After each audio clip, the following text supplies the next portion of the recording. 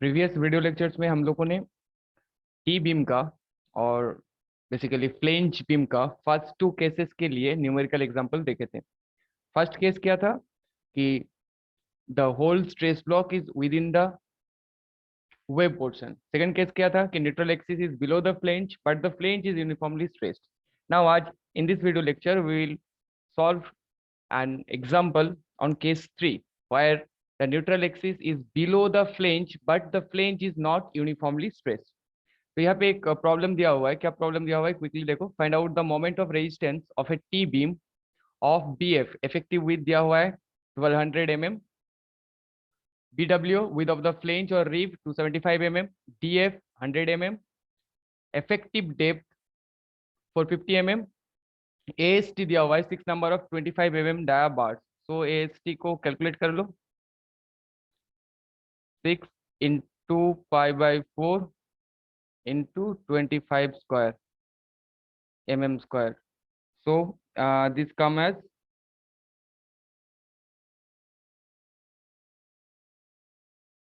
294524 mm², 2945.24 mm²। Okay, so now हमें देखना होगा कि ये कौन सा केस में आएगा।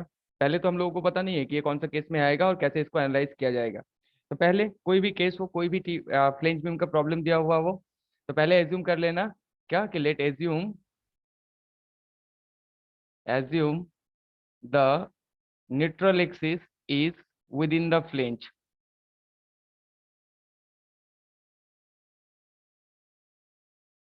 फर्स्ट केस के लिए सो अगर विद इन द फ्लेंज होगा that means the whole stress block will be in the flange.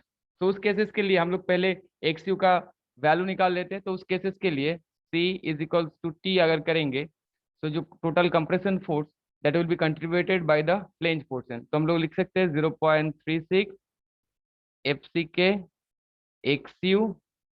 Now here b f, because the neutral axis is within the flange that means the whole stress block. ये previous videos में हम लोगों ने पूरा clear कर दिए थे कि न्यूट्रल एक्सिस अगर फ्लेंज के अंदर जाएगा तो whole stress block will be within the flange, और विद इन द फ्लेंज होगा तो the entire compression force will be taken care by the compression flange.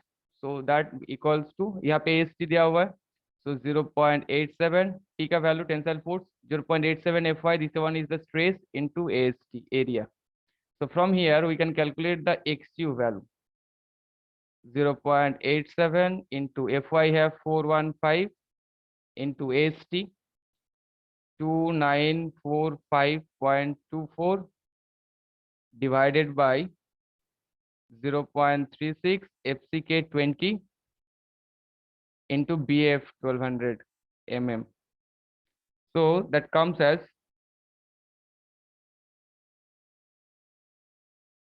123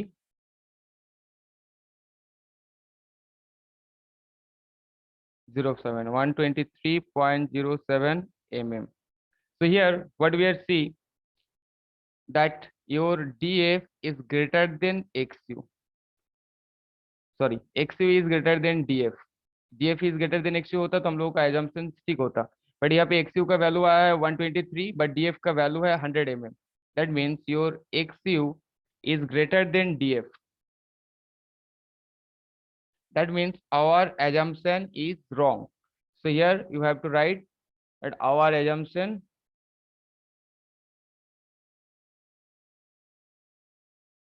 is wrong, then the neutral axis is passes below the flange, the neutral axis is below the flange। okay, now हमें देखना होगा below the flange है, अभी flange uniformly stress हो रहा है कि flange uniformly stress नहीं हो रहा है। So here we have another term df by d. इसका वैल्यू निकाल के देखेंगे कि 0.2 से ज्यादा हो रहा है कि कम हो रहा है। सो डीएफ का वैल्यू है 100, डी का वैल्यू है 450, so that comes as 0.22, which is greater than 0.2. So df by d, if df by d is greater than 0.2, then the neutral axis is below the flange, but the flange is not uniformly stressed. So here write it down. Hence, the neutral axis is below the flange, but the flange is not uniformly stressed.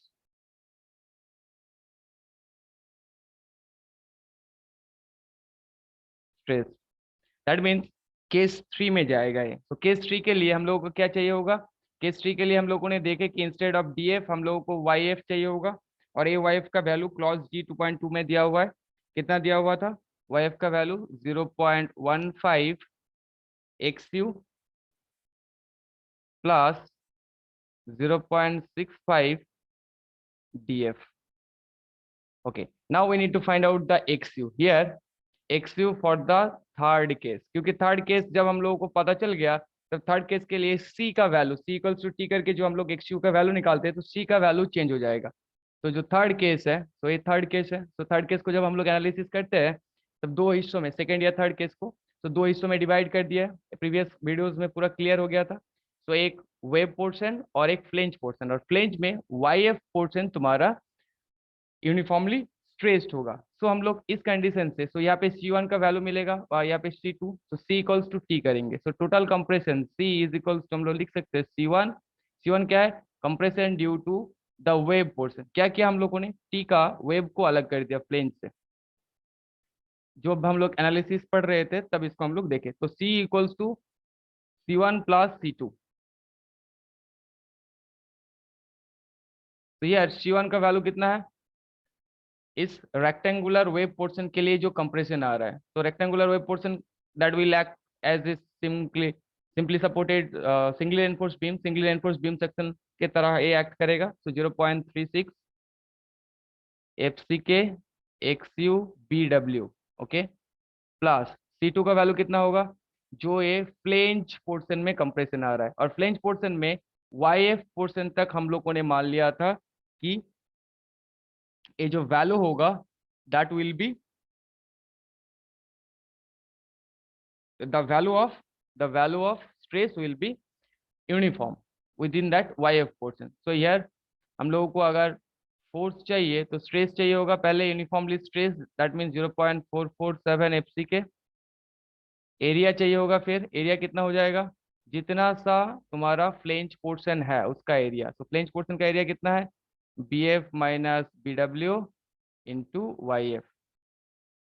सी का value आया। अभी इसको थोड़ा सा simplify कर लो। सो C1 का value जो आएगा 0.36 into 20 into x u into b डब्ल्यू का वैल्यू 275 था,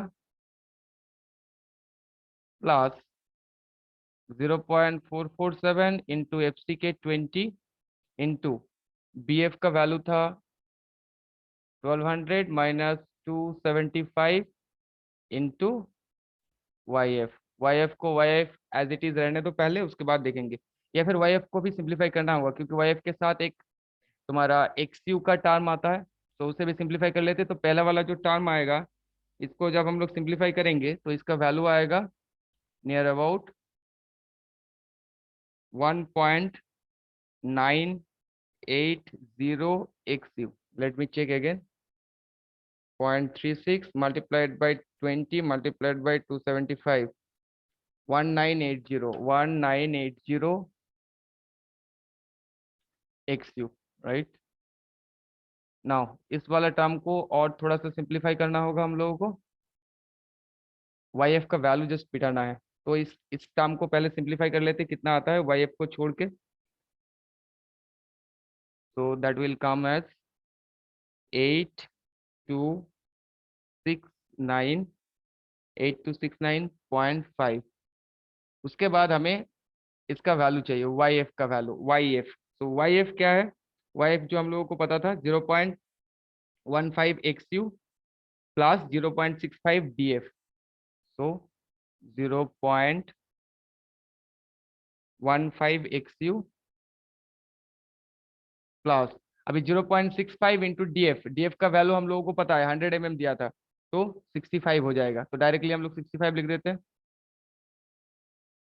दैट मीन्स यहाँ पे ही थोड़ा सा सिंप्लीफाई कर लेना चाहिए था हम लोगों को इस जोन पे।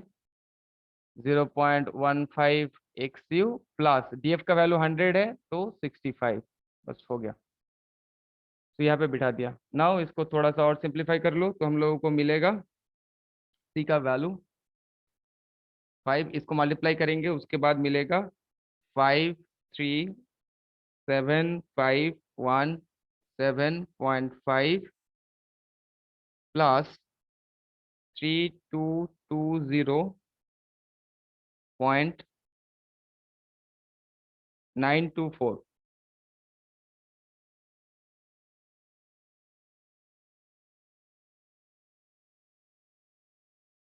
XU। So that is the value of c. Calculations को एक बार फिर से चेक करना तुम लोग।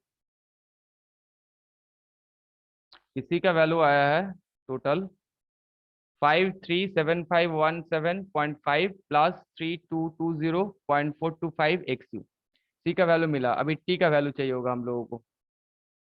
सो T tensile force 0.87 into FY into AST। Okay, so 0.87 into 415 into AST का वैल्यू कितना था, 2945.24 न्यूटन में आएगा। पिछले वाला का भी ये न्यूटन में आएगा जो भी है। ओके, सो इसको सिंप्लीफाई कर लो अभी। ये आएगा 1063378.902।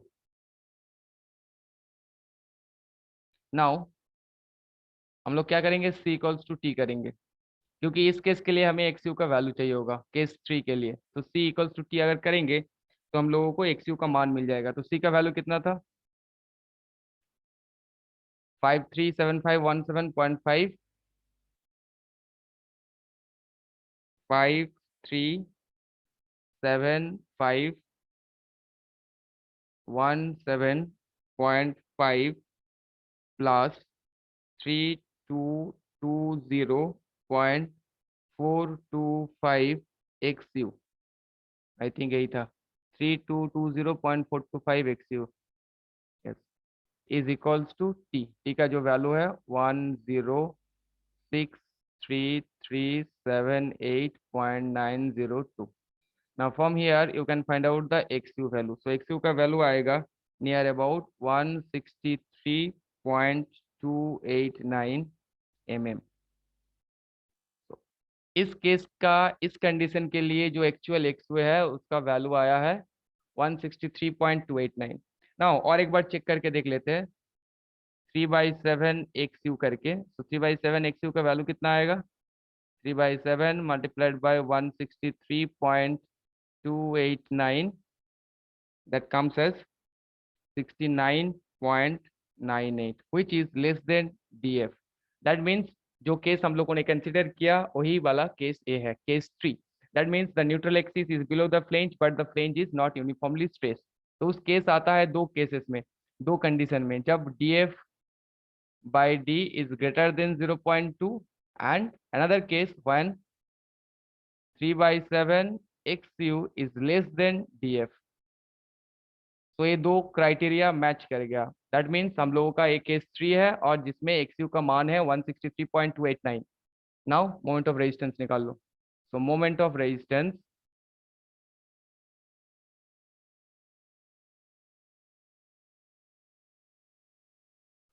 MU, तो दो केसेस के लिए होगा MU1 प्लस MU2, और डायरेक्टली कोड का जो फॉर्मूला दिया हुआ है, कोड का फॉर्मूला में बैलेंस सेक्शन के लिए दिया हुआ है, तुम लोग नॉर्मल सेक्शन के लिए बिठा देना। क्लॉज G.2 पेज नंबर 97 में है। तो हम लोग नॉर्मल जो फॉर्मूला लिए थे उसको करेंगे। तो पहला वाला केस क्या था कि इसके लिए, इस पोर्शन के लिए मोमेंट ऑफ रेजिस्टेंस, तो इसके लिए moment of resistance C into Z. तो C का वैल्यू है 0.36 into FCK into XU, that one is the force. Lever arm distance G minus 0.42 XU, XU का वैल्यू पता है, प्लस अभी वो फ्लेंज वाला पोर्शन के लिए था, एनालिसिस में पूरा क्लियर हो गया, अभी उसको एक्सप्लेन नहीं करते। तो 0.447 FCK, then BF minus BW, ये हो गया force, into YF instead of DF here YF। Now lever arm distance चाहिए D माइनस YF बाई 2। ये जो पोर्शन है, this one is the force, a lever arm distance. Now put all the values. 0.36 into FCK का value था 20, into XU 163.289, D का value था 450, minus 0.42 into XU 163.289, पहला वाला केस M1 के लिए, प्लस 0.447 इंटू 20, BF का वैल्यू था 1200, माइनस 275 इंटू, अच्छा DF का वैल्यू निकालना होगा, हम लोगों ने DF का वैल्यू नहीं निकाला, मतलब YF का वैल्यू। सो हियर YF का वैल्यू निकाल लो। तो YF कितना हो जाएगा 0.15, XU का वैल्यू कितना है 163.289, plus 0.65 DF, so 0.65 into 100, so that comes as 89.496 mm।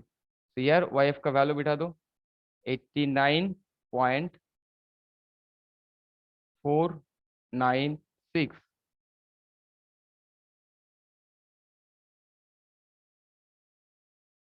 Into D minus YF by 2, D का वैल्यू है 450, माइनस YF का value 89.496 by 2।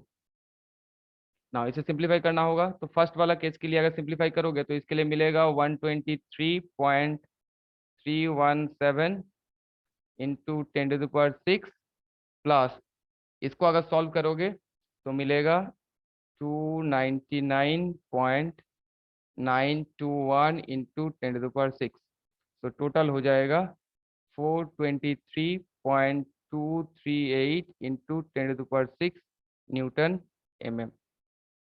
This one is the moment of resistance for this T beam.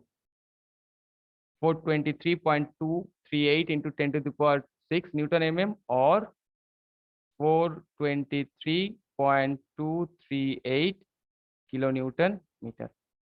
जिसमें करना चाहोगे उसमें कर सकते हो। तो नाउ आई होप कि फ्लेंज बीम का for all the cases numerical example को कैसे सॉल्व किया जाएगा और तुम लोग कैसे इसे अप्रोच करोगे वो क्लियर हो गया। ओके, तो नाउ हम लोग स्लैब पढ़ेंगे।